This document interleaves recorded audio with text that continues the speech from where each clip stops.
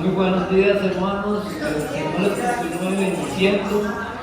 Les voy a pedir por favor que tomen sus lugares y que ya nos pongamos en presencia del Señor para lo del culto del domingo, para la escuela, que el Señor hoy me ha privilegiado con este honor, un privilegio de este tema, que este tema, hablaba yo con el pastor, este tema debería ser para toda la iglesia, pero estos temas parece que se está haciendo costumbre que solo llegamos los comprometidos. Entonces, pero son temas que toda la iglesia la debería escuchar porque son la preparación para el galardón que Dios le va a dar a todos aquellos que logremos estar en el arrebatamiento. Bueno, vamos a ponernos en la presencia del Señor y vamos a orar para que sea el Espíritu de Dios, no mi carne. Padre, en el nombre del Señor Jesús, venimos presentándonos en esta mañana, Señor, con un corazón contrito y humillado, Señor. Límpianos con hisopo, Señor, para que, Señor, toda iniquidad, Señor, se vaya de nuestras vidas, Señor. Yo te presento a cada familia, a cada matrimonio, joven aquí representados hoy, Señor, para que hoy tú nos hables, Señor, que tu palabra quede en nuestra mente, la podamos bajar al corazón, Señor, para ponerla en práctica, Señor.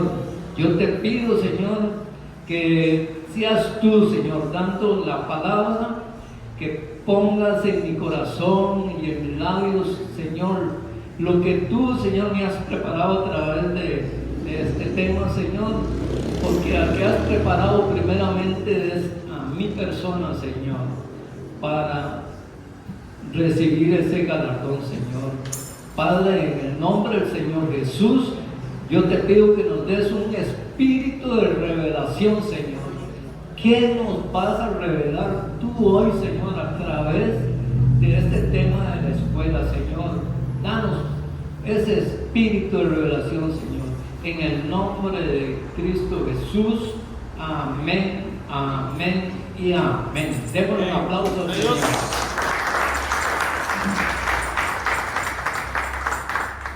Primeramente, quiero tomar unos minutitos nada más para que estamos en el año del reconocimiento. Y entonces yo quiero hacer ese reconocimiento a varias personas. Quiero agradecer a las personas que estuvieron hablando por mi salud cuando estuve en esa batalla que estuve librando, como varios saben, ¿verdad? Que yo estaba a expensas del examen de un TAC para la operación, pero gracias al Señor, cuando fui a hacer el resultado del TAC, me dijo el doctor, bueno, le tengo una buena noticia, porque resulta de que si ese problemita que tenía en el corazón era de 2,5 centímetros, me operaban por medio de un catéter, pero si era de 5 era ya viendo, y entonces, sin embargo, yo no me había puesto mucha atención de eso, pero mi esposa sí y entonces, claro, ella estaba preocupada, pero bueno, yo estaba nada más en los 12,5. Pero cuando llegué el doctor me dijo, bueno, le tengo esa buena sorpresa, no tengo que operarlo, está bien, y solo con una aspirinita que me estoy tomando, y el Señor aquí me tiene nuevamente.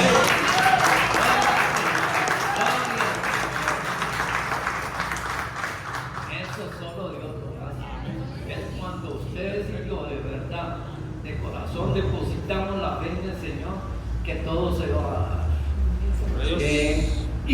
Pero quiero hacer mención de ese reconocimiento a un matrimonio, que cuando yo ese domingo sufrí de esas circunstancias, que los llamamos, mi esposa los llamó y le pedimos el favor que ellos estuvieran aquí al frente en orden de nosotros. Ese matrimonio pasó de las palabras a los hechos. Pasaron de las palabras a los hechos. ¿Por qué? Porque mi esposa cuando llamó a Melissa, ya le explicó, y le dice, mi esposa le dijo que nos íbamos a ir en bus, entonces, no, quédense, ya llegan Dennis, ya, y no eran ni 5 minutos cuando Dennis, bueno, ahí estaba, nos llevó, y bueno, se hizo el cargo de todo, y decía yo, ese es el tipo de iglesia que está buscando el Señor, que cuando hay un sentir de lo que dice el Señor, que todos los padres estén unidos, todos tenemos que estar unidos, que sea un mismo sentir, que la circunstancia mía sea la suya, que la mía sea la mía, o sea, eso es la iglesia que busca el Señor.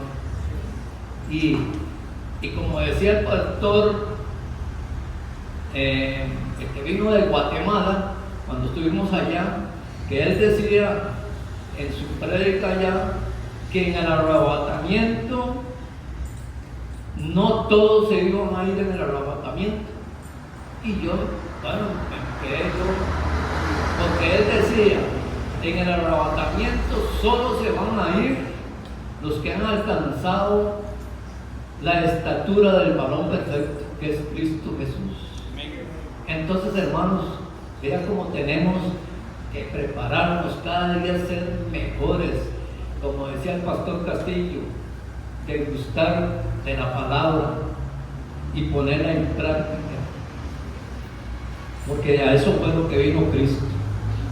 Cristo dice, yo vine a servir, no a que me sirvan.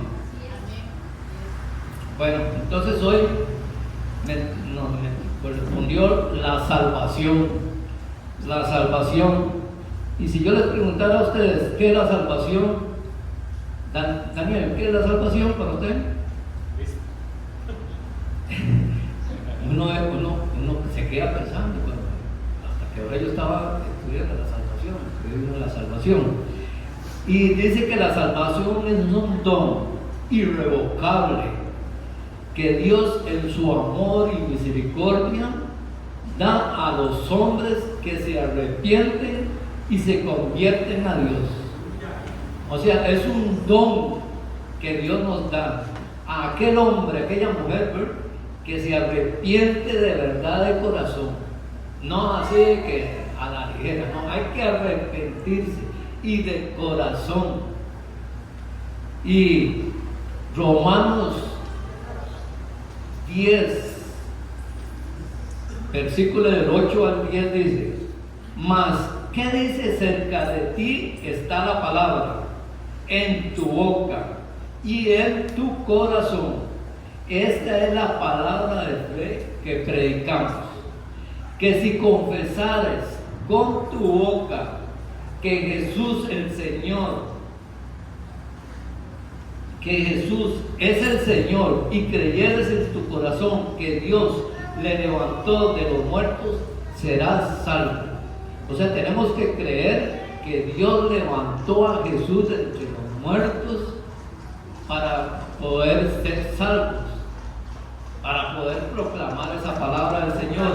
Y no solo eso, versículo 10 dice, porque con el corazón se cree para justicia, pero con la boca se confiesa para salvación.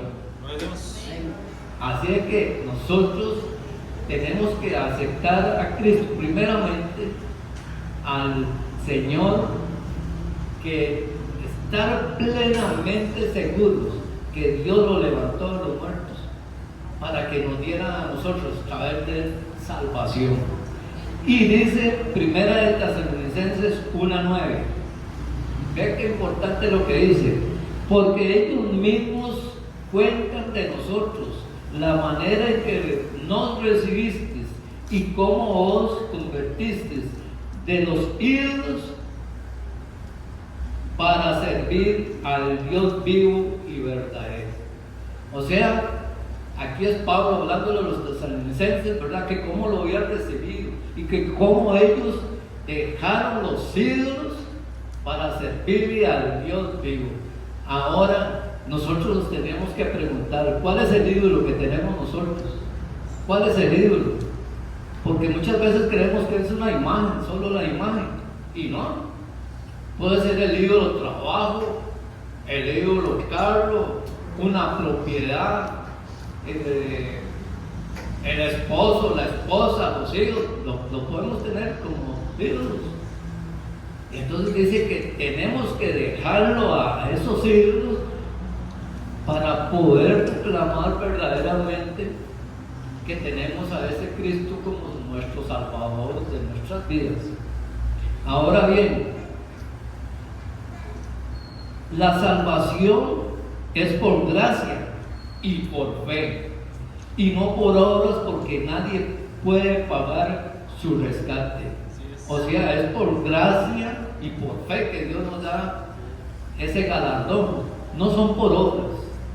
No es porque nosotros vengamos desde el lunes a domingo a la iglesia, que estemos en grupos de la iglesia, que hayamos contribuido en la canasta de la bendición. No son obras, no son las obras. Es por gracia y por fe, solo por gracia y por fe. Ahora bien, Efesios 2, 8, 9 dice: porque por gracia sois salvos, por medio de la fe, y esta no es de nosotros, pues es un don de Dios, no por obras, para que nadie se glorie. Oigan, ¿se da cuenta? Es por obra, nada, porque Dios en su infinito amor y misericordia entregó a Cristo Jesús a la muerte por nuestra salvación, y dice que no es por obra ni por nada, para que nadie se glorie. O sea, que pueden andar, como decía el pastor Sergio anoche, ya cuando nos nombran pastores, apóstoles, ya estamos. No es por eso, no es por eso, no es por eso. Y dice el Salmo 49, 6, 7. Ve qué importante lo que dice el Salmo 6, 7. Los que confían en sus bienes y en la muchedumbre de sus riquezas se jactan, ninguno de ellos podrá de manera alguna redimir al hermano, ni dar a Dios su rescate. O sea que no es por los bienes, por nada, lo que podemos nosotros redimir a mi esposa, a mi hijo, al vecino, a nosotros mismos. No nos podemos redimir nosotros, fue Cristo.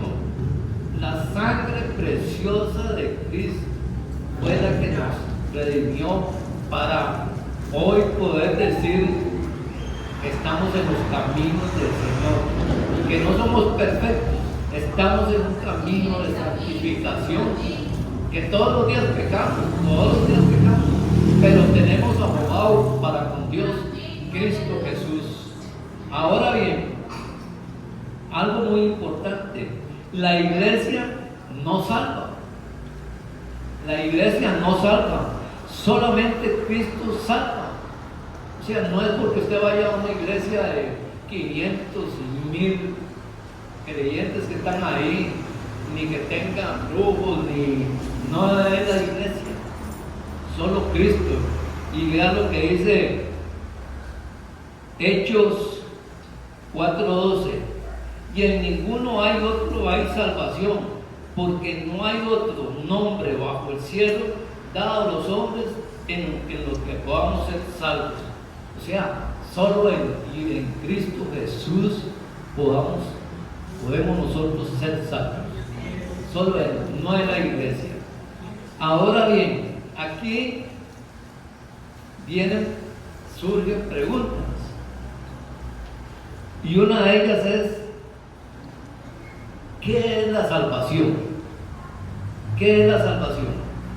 Y Hechos 1, 4, 5 dice: y estando juntos, les mandó que no se fueran de Jerusalén, sino que esperaran la promesa del Padre, la cual les dijo: oíste de mí, porque Juan ciertamente bautizaba en agua, mas vosotros seréis bautizados en el Espíritu Santo dentro de no muchos días. O sea, para nosotros poder proclamar a este Salvador, Cristo Jesús, no solo es el hecho de decir que soy cristiano o no soy cristiano, tenemos que bautizarnos, porque oiga lo que dice Marcos 16:16: el que creyera y fuere bautizado será salvo, mas el que no creyere será condenado. O sea, aparte de creer en Jesús como nuestro Salvador personal de la vida, aparte de eso, tenemos que bautizarnos. Porque bautizarnos, ¿qué es? Bautizarnos es cuando nos sumergen ahí en el agua, es morir al pecado cuando nos sumergen. Pero cuando salimos del agua es resucitar con Cristo a una vida nueva. Eso es lo que hacemos cuando nos bautizamos. Ahora bien, dice San Juan 8:31: dijo entonces Jesús a los judíos y a los que habían creído en él: si vosotros permanecéis en mi palabra, seréis verdaderamente salvos. O sea que una vez que nosotros nos bautizamos, ¿qué tenemos que hacer? Es permanecer en la palabra. Porque si nosotros permanecemos en la palabra, entonces ¿qué vamos a hacer? Vamos a ser de ejemplo para los demás, porque usted va a practicar lo que Cristo nos enseña a través de cada domingo, de cada miércoles, y cómo vamos mejorando. Ahora bien, aquí surge una pregunta: ¿puede un creyente perder la salvación? Juancito, ¿puede un creyente perder la salvación? Sí.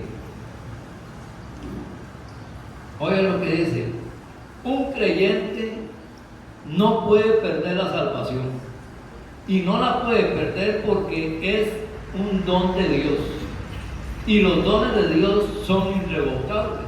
Dice Romanos 11:29, dice: porque irrevocables son los dones de Dios y el llamamiento de Dios. O sea, no se pierde la salvación, no se pierde, ¿verdad? Dice la palabra del Señor, porque es un don de Dios. Ahora bien, un creyente dice que no lo puede perder porque es irrevocable, pero dice que los redimidos, que somos cada uno de ustedes y yo, no podemos ser recomprados. La vida eterna no puede ser temporal. Dios no puede renegar a su palabra. Las escrituras dicen que Dios no miente. Tito 1:2 dice: y en la esperanza y en la vida eterna, la cual Dios, que no miente, prometió desde antes del principio de los siglos. O sea, como Dios no miente, y esto es un don irrevocable del Señor, por eso no podemos perder la salvación. Pero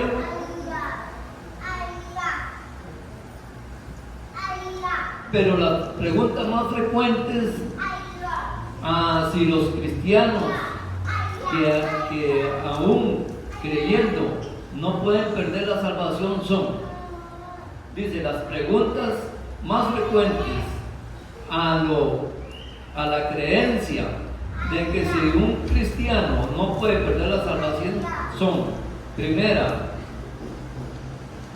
¿qué hay de aquellos que son cristianos y continuamente viven una vida inmoral y sin arrepentirse?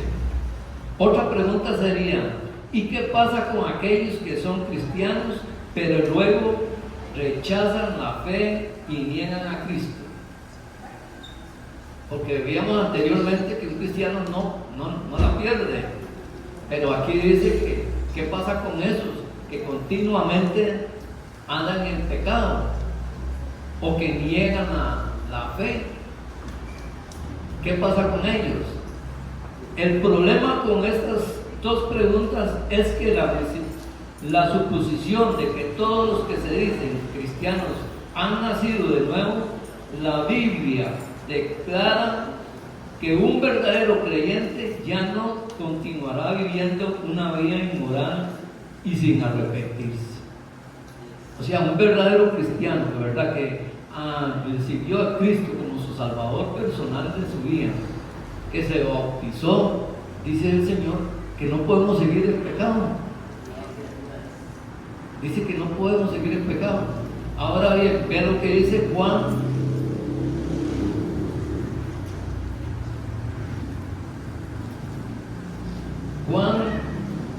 3:6. Dice Juan 3:6. Todo aquel que permanece en él no peca, y todo aquel que peca no le ha visto ni le ha conocido. Vean qué tremendo. Primera de Juan 3:6. Todo aquel que permanece en él no peca, y todo aquel que peca no le ha visto ni le ha conocido. O sea que esto de ser cristiano y prepararnos para la salvación, nosotros tenemos que verdaderamente todos los días sumergirnos a la presencia del Señor. Yo no sé ustedes, pero yo en mi caso, mi esposa, lo primero que hacemos en la mañana es ponernos en la presencia del Señor, y así andamos en donde andamos, bueno, yo ando pidiendo al Espíritu Santo que me controle, que me cambie, que sea testimonio para los vecinos, que sea testimonio para mis hijos. Ahora bien,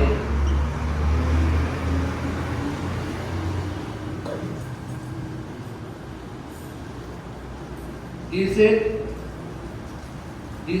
que pueden haber sido, oiga lo que dice, pueden haber sido religiosos, pueden haber aparentado ser cristianos, pero nunca nacieron de nuevo por el poder de Dios. Vea que tremendo. O sea, cuando uno de verdad nace por el poder de Dios, ¿y cómo nace uno? Uno nace no cuando la mamá lo trajo al mundo, sino cuando uno verdaderamente, de corazón, porque esto es un paso importantísimo, es de corazón, de verdad, que uno tiene que aceptar a Cristo como nuestro Salvador personal de su vida. Y cuando está bien convencido de lo que usted va a hacer, que va a ser seguidor de Cristo, entonces viene que usted se bautiza para recibir el Espíritu Santo de Dios y para que usted comience una nueva vida, porque dice que nunca nacieron de nuevo los que continuamente se apartan del Señor y los que andan en pecado. Y Mateo 7:16 dice: por sus frutos se conocerán. Por sus frutos nos van a conocer. Estaba yo el viernes esperando a mi esposa, mientras que ella estaba en una cita en la clínica, y yo me puse a ver la emisora cristiana, y casualmente estaban hablando de la salvación. Y dice que el pastor hablaba, que a él le preguntaron: pastor, ¿y qué es ser cristiano? ¿Qué es ser cristiano? Entonces él le dijo: cristiano es ser diferente a los que andan afuera, ser diferente, caminar diferente, hablar diferente, comportarnos diferente, vestirnos diferente. Todo eso, dice, van a ser cristiano la persona. ¿Por qué? Porque la gente va a decir, hombre, hay algo diferente en Marta, ya no habla como antes, ya no se comporta como antes. ¿Se da cuenta? Van a decir, mira, este Marcos ya no es como antes, doña Maritza ya no es como antes. ¿Se da cuenta?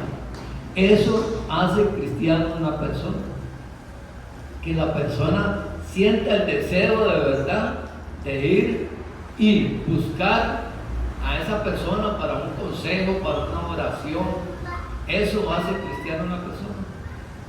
Eso va a hacer que usted sea un digno representante de la salvación de Dios. Ahora bien,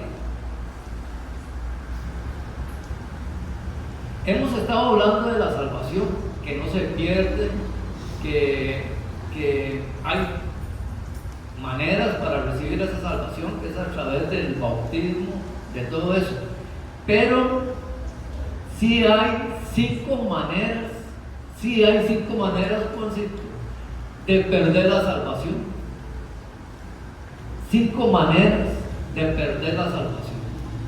Y esas 5 maneras son: la primera es por transgresión, o sea, por infringir la ley. O sea, una vez que nosotros infringimos la ley de Dios, los mandamientos, sus preceptos, todos los pactos del Señor, pecamos, ahí estamos perdiendo la salvación. La segunda sería por el pecado. ¿Y el pecado qué le pasa cuando uno peca? Hay separación con Dios.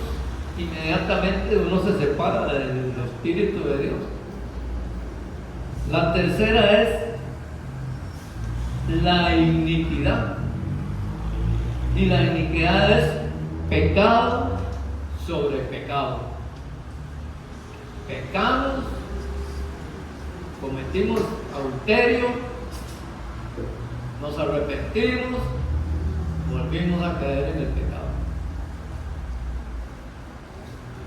Eso es pecado sobre pecado. Y podemos perder la salvación. Ya que tremendo. Yo cuando estaba estudiando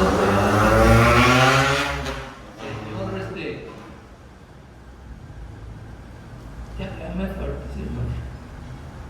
Hazme fuerte, Señor, porque esta carne es débil, Señor, y necesito de tu Espíritu Santo constantemente para que constantemente el Espíritu de Dios me esté corrigiendo, descubriendo dentro de mí. Porque la salvación mía es personal. Cuando yo muera, por mi salvación no se va a ir mi esposa conmigo, ni lo que ella haga va a hacer que yo, no, es personal. Pero sí, por el cambio que usted haga, su esposa va a creer en usted, su esposo, los vecinos. Y la otra sería la blasfemia, que esta no tiene perdón de Dios. Y la quinta es la apostasía, que es negar o abandonar a Dios. Pero en esta hay 2 apostasías. Está la reversible y está la irreversible. ¿Cuál sería un ejemplo de la reversible? Un ejemplo de la reversible. Denis. Hijo pródigo. Bueno, también tenemos a la de Pedro, porque Pedro negó de Jesús, lo abandonó, habló, ya saben todo lo que dijo,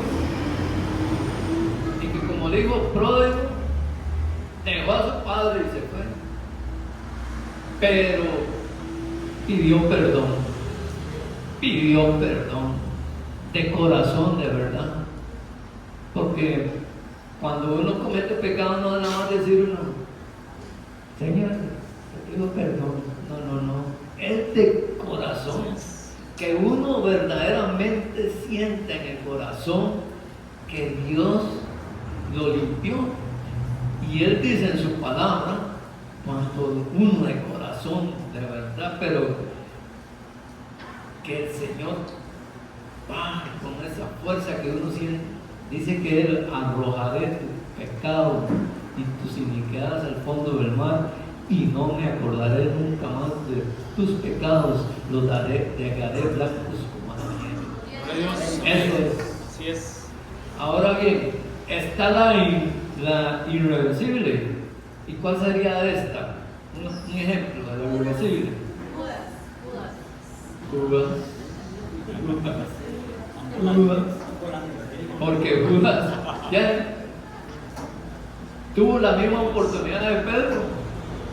Y Judas, oiga, Judas era un apóstol, oiga, que tenía su lugar en el Señor, oiga, y era el que llevaba la tesorería. Tenía su lugar, pero cometió el error y no pudo pedir perdón. Ese sería. Ahora bien, mis hermanos, la salvación y la santificación van juntas, van de la mano. Y deberíamos nosotros preguntarnos, ¿soy salvo? ¿Soy salvo? Deberíamos de preguntarnos, ¿soy salvo? Y antes de terminar, yo quiero leerles una cita bíblica que tenía ahí, que no está ahí, que es antes de esa, se las voy a leer. Y Filipenses 1:6 dice: estando persuadidos de esto,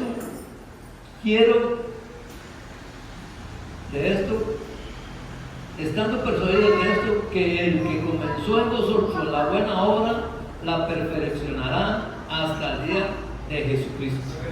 O sea, cuando ustedes y yo nos entregamos al Señor, nos bautizamos, comenzamos la nueva carrera en el Señor, Dios va a ir perfeccionando esa obra que Él comenzó.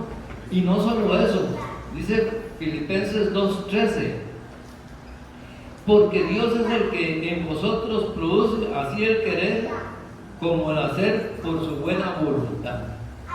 Él va a ir haciendo por su buena voluntad que nosotros de verdad crezcamos. Y para conclusión los dejo con la cita bíblica de Isaías 12:1-2. Dice: y en aquel día cantaré a ti, oh Jehová, pues aunque te enojaste contra mí, tu indignación se apartó y me has consolado. He aquí, Dios es la salvación mía.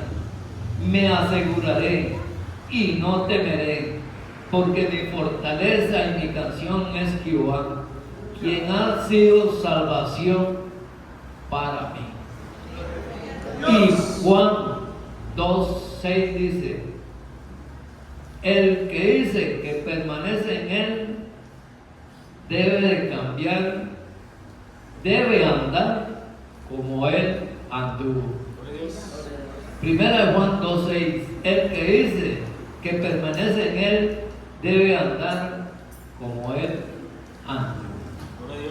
Esta es lo que tenía el Señor de hoy de la Escuelita. Vamos a orar para Padre, en el nombre del Señor Jesús. Yo vengo orando, Padre, para que esta palabra, Señor, quede en la mente de mis hermanos y pueda bajar al corazón, Señor, y que la podamos, Señor, llevar a la práctica de nuestras vidas.